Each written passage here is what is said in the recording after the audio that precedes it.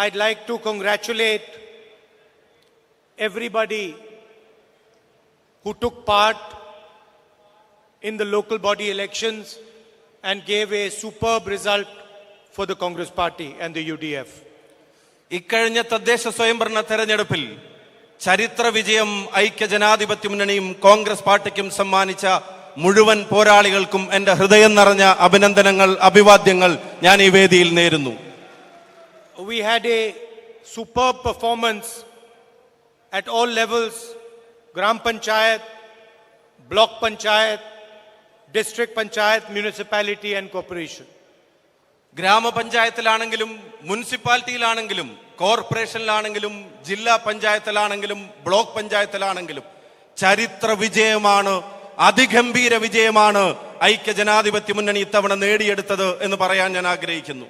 And I'm especially happy that we have done well because the panchayats, the third tier of government, is the foundation of our democratic system. ജനാധിപത്യ സംവിധാനത്തിന്റെ അടിത്തറയാണ് പഞ്ചായത്തുകൾ. ഈ തെരഞ്ഞെടുപ്പ് വിജയം ഏറ്റവും കൂടുതൽ ആഹ്ലാദം നൽകുന്നതിന്റെ കാരണം എന്തെന്ന് ചോദിച്ചാൽ നമ്മുടെ വിജയം ഏറ്റവും നന്നായി കുറിക്കപ്പെട്ടിരിക്കുന്നത് ആ ഗ്രാമപഞ്ചായത്തുകളിലാണ് എന്നുള്ളത് പ്രത്യേക സന്തോഷം നൽകുന്നു. If we want to protect the constitution, if we want to ensure that the constitution survives, we have to protect the third tier of government, the panchayat, the nagarpalikas.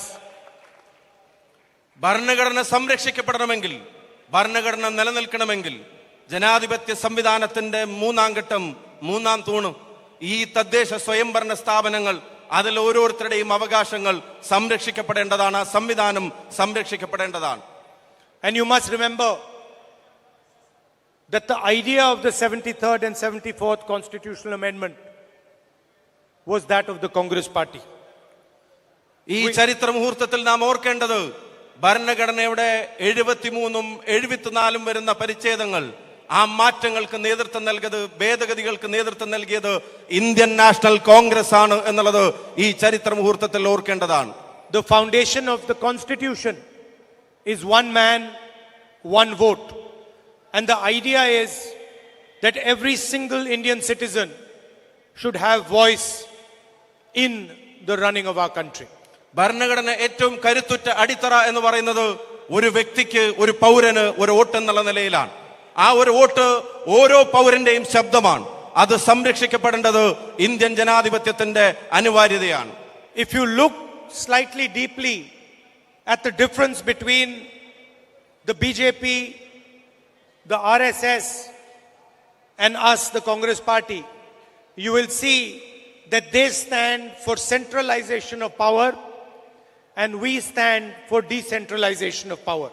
RSSും BJPയും കോൺഗ്രസും തമ്മിലുള്ള ആശയപരമായ അന്തരം അത് പരിശോധിക്കുമ്പോൾ നിങ്ങൾക്ക് ബോധ്യപ്പെടുന്ന ഏറ്റവും പ്രധാനപ്പെട്ട കാര്യം RSSും BJPയും ഭരണ സംവിധാനങ്ങളുടെ അധികാരത്തിന്റെ കേന്ദ്രീകരണത്തിന് വേണ്ടി ശ്രമിക്കുമ്പോൾ അതിന്റെ വികേന്ദ്രീകരണം ലക്ഷ്യമാക്കുന്ന പ്രസ്ഥാനമാണ് ഇന്ത്യൻ നാഷണൽ കോൺഗ്രസ് എന്നുള്ളത്.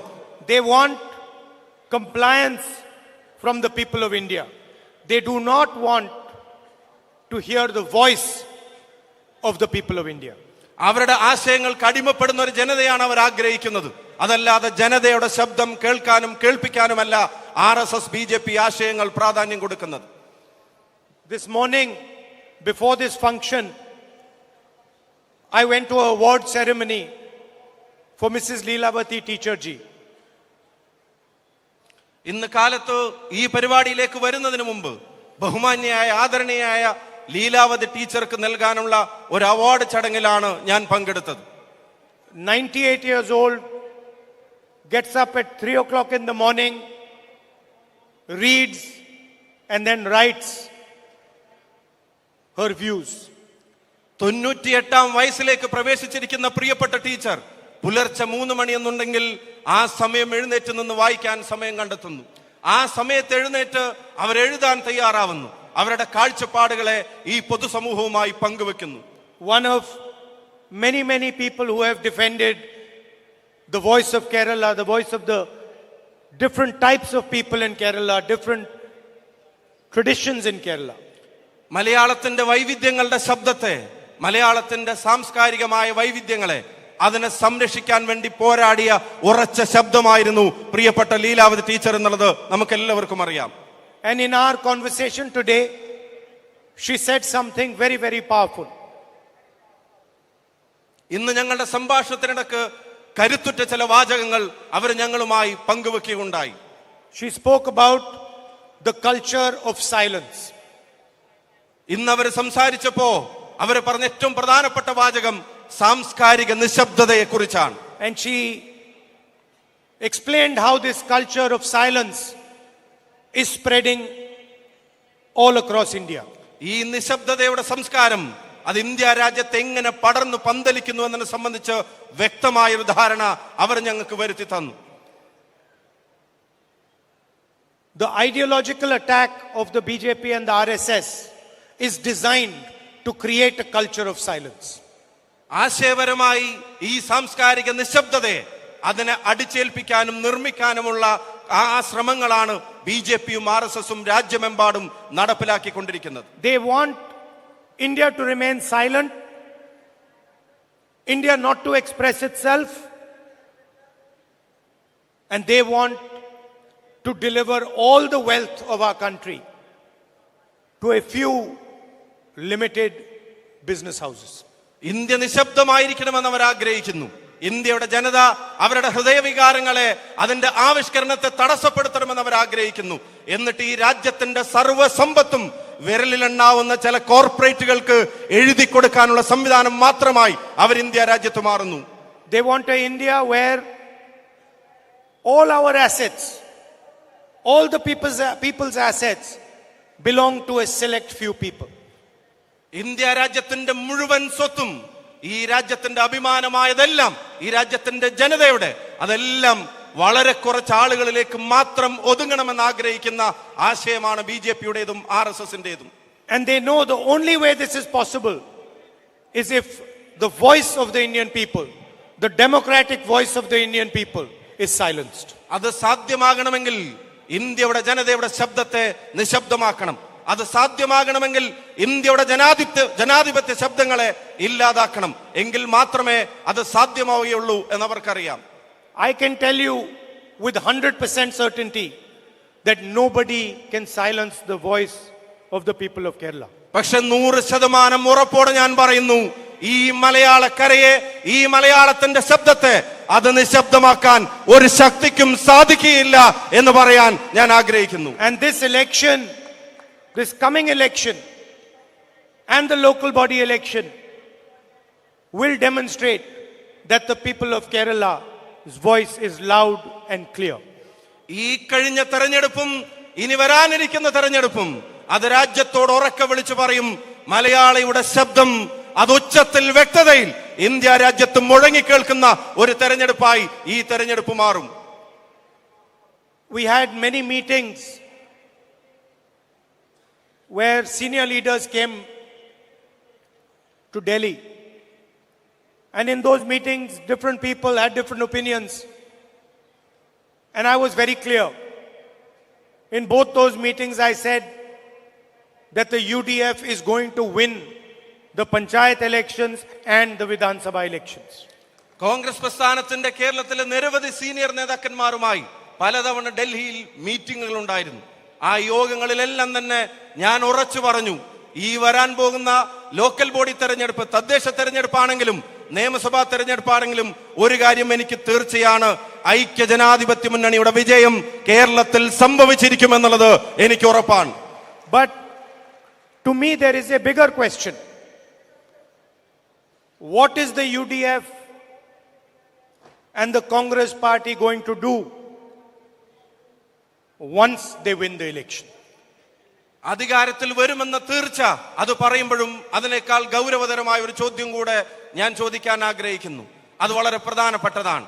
ഐക്യ ജനാധിപത്യ മുന്നണിയെ, ഇന്ത്യൻ നാഷണൽ കോൺഗ്രസിനെ അധികാരത്തിലേക്ക് കേരളത്തിലെ ജനത കൊണ്ടുവന്നാൽ ഈ ജനതയ്ക്ക് വേണ്ടി അവർ എന്ത് ചെയ്യുമെന്നുള്ളത് എന്നെ സംബന്ധിച്ചിടത്തോളം ഏറ്റവും പ്രധാനപ്പെട്ട ചോദ്യമാണ്. This is the question in front of the leaders of the UDF and the Kerala Congress. ആ ചോദ്യമാണ് കേരളത്തിലെ കോൺഗ്രസ് പ്രസ്ഥാനത്തിന്റെ നേതാക്കന്മാരുടെ മുമ്പിലും ഐക്യ ജനാധിപത്യ മുന്നണിയുടെ നേതാക്കന്മാരുടെ മുമ്പിലുമുള്ളത്. there is a huge unemployment problem in this state. ഈ നാട്ടിൽ തൊഴിലില്ലായ്മയുടെ പ്രശ്നം അതിരൂക്ഷമാണെന്ന് അറിയാത്തവർ ഇവിടെ ആരുമില്ല. The UDF and the Congress party have to provide a vision for Kerala which addresses this unemployment problem.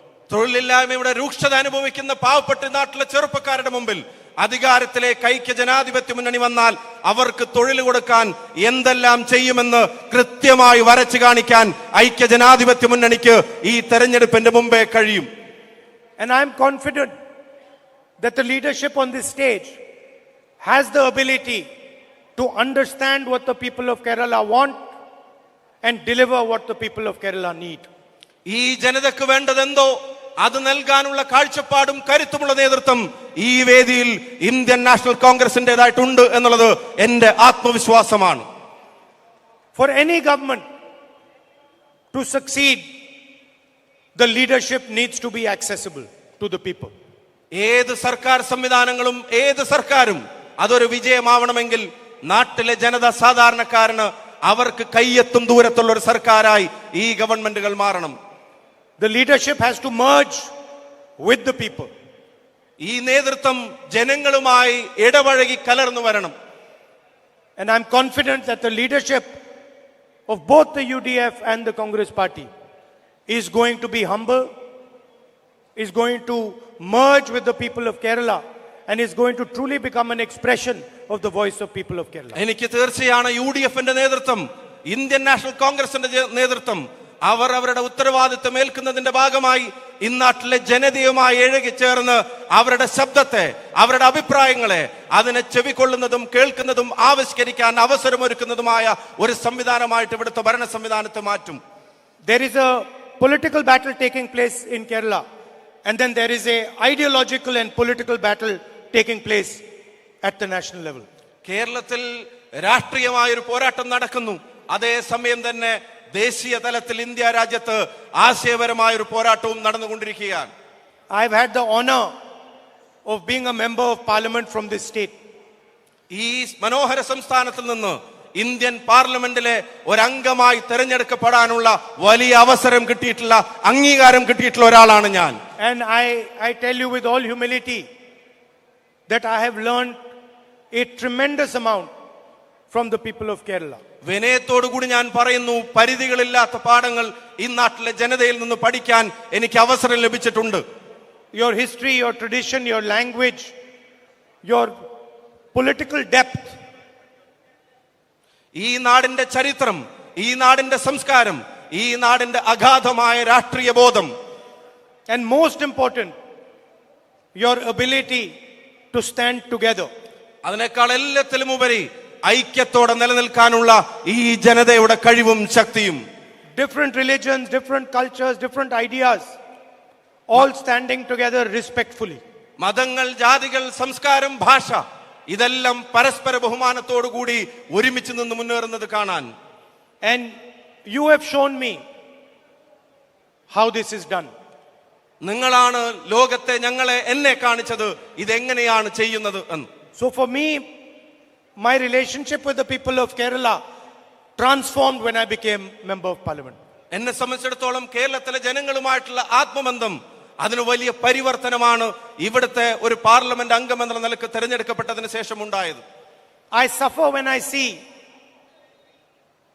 thousands and thousands of young Keralites going abroad because they cannot get employment in this state.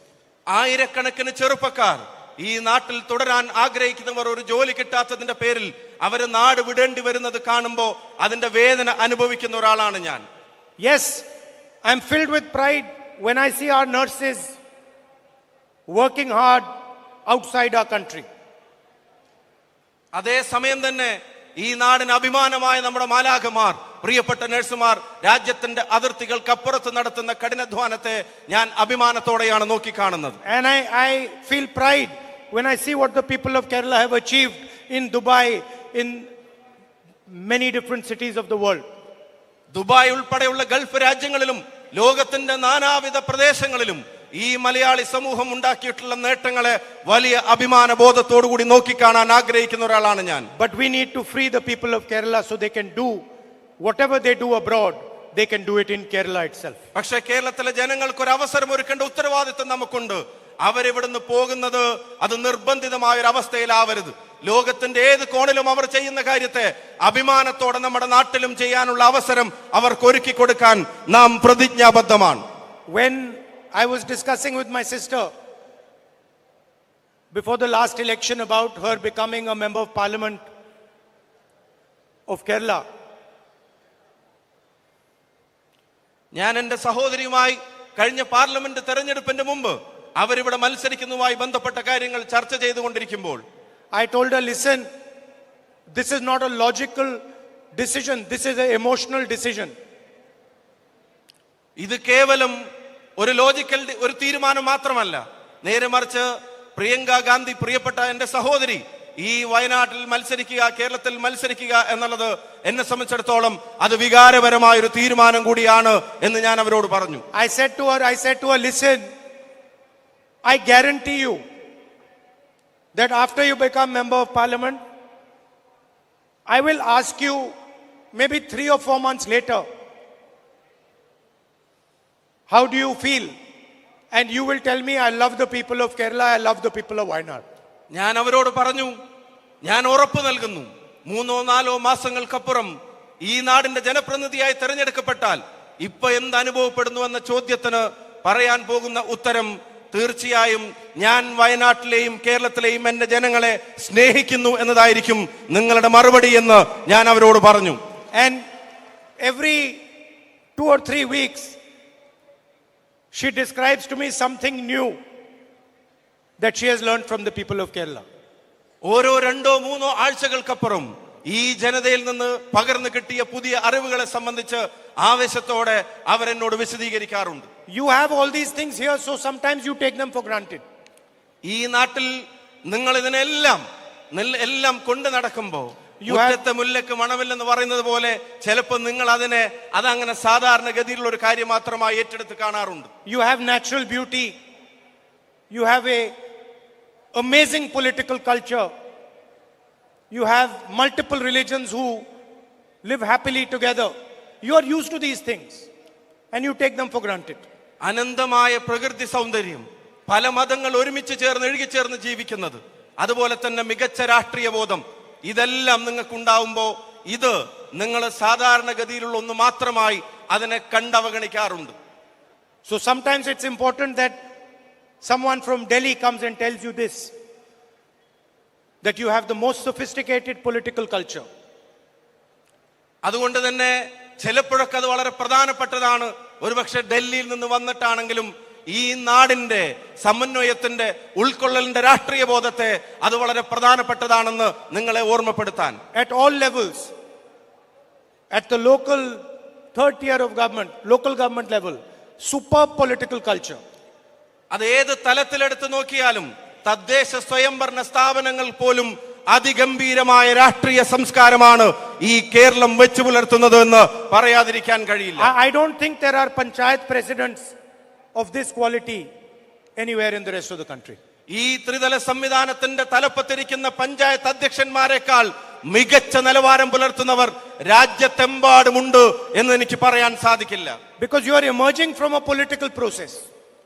കാരണം നിങ്ങൾ ഉയർന്നു വരുന്നത് ഒരു വലിയ രാഷ്ട്രീയ പോരാട്ടത്തിലൂടെയാണ്. And you are held accountable by the people of Kerala. അതുപോലെ തന്നെ നിങ്ങൾക്ക് ലഭിക്കുന്ന ജനത നൽകുന്ന അധികാരത്തിന് നിങ്ങൾ കൃത്യമായി ഉത്തരവാദിത്തമുള്ളവരായി ഇവിടുത്തെ ജനത നിങ്ങളെ നിലനിർത്തുന്നു. And many of the young people here who have been elected for the first time, you must realize that you have been given trust by the people of Kerala. ഈ ത്രിതല പഞ്ചായത്ത് സംവിധാനങ്ങളിലേക്ക് തെരഞ്ഞെടുക്കപ്പെട്ടിട്ടുള്ള ഒരുപാട് യുവ സഹോദരങ്ങൾ, ആ യുവ സഹോദരങ്ങളോട് ഞാൻ പറയുന്നു, നിങ്ങളിൽ ജനങ്ങൾ അർപ്പിച്ച വിശ്വാസത്തെ കാക്കാൻ നിങ്ങൾ തയ്യാറാവണം. This is the most important thing that the people of Kerala can give you. ഈ നാട്ടിലെ ജനതക്ക് നിങ്ങൾക്ക് നൽകാൻ കഴിയാവുന്ന ഏറ്റവും വലിയ അംഗീകാരമാണ് അവർ നിങ്ങളിൽ അർപ്പിക്കുന്ന വിശ്വാസം. Respect this trust, cherish this trust, defend this trust. ആ വിശ്വാസത്തെ മുറുകെ പിടിക്കണം, ആ വിശ്വാസത്തെ ഹൃദയത്തിൽ കൊണ്ട് നടക്കണം, ആ വിശ്വാസത്തെ ജനങ്ങൾക്കൊപ്പം നിന്ന് പ്രതിരോധിച്ച് മുന്നോട്ട് പോകണം. And remember that in the end, as a member of the Congress party, you are defending the Constitution of India. അതിന്റെ ഒടുവിൽ നിങ്ങൾ തിരിച്ചറിയേണ്ട ഒരു പ്രധാനപ്പെട്ട കാര്യം, ഇന്ത്യൻ നാഷണൽ കോൺഗ്രസിന്റെ ഒരു എളിയ അംഗം എന്നുള്ള നിലക്ക് നിങ്ങൾ സംരക്ഷിക്കാൻ പോകുന്നത്, സംരക്ഷണത്തിന്റെ ഉത്തരവാദിത്വം ഏറ്റെടുക്കാൻ പോകുന്നത് ഇന്ത്യയുടെ ഭരണഘടനയുടേതാണ് എന്ന ഓർമ്മ നിങ്ങളിൽ ഉണ്ടായിരിക്കണം. And you are not going to allow a culture of silence to pervade this country. നിശബ്ദതയുടെ സംസ്കാരത്തിനെ വളരാൻ അനുവദിക്കാത്തവരായി നിങ്ങൾ മാറണം. Thank you very much. ഹൃദയം നിറഞ്ഞ നന്ദി ഈ ജനതയോട്. And I wish all of you all the best for the coming election. And I'm confident that you will stand together and win a thumping majority in the Vidhan Sabha elections. വരാനിരിക്കുന്ന നിയമസഭാ തെരഞ്ഞെടുപ്പിന് നിങ്ങൾക്ക് എല്ലാവിധ വിജയാശംസകളും ഞാൻ നേരുന്നു. എനിക്ക് തീർച്ചയാണ് ഉജ്ജ്വല ഭൂരിപക്ഷത്തോടെ കേരളം ഐക്യ ജനാധിപത്യ മുന്നണി വീണ്ടെടുക്കുമെന്ന്.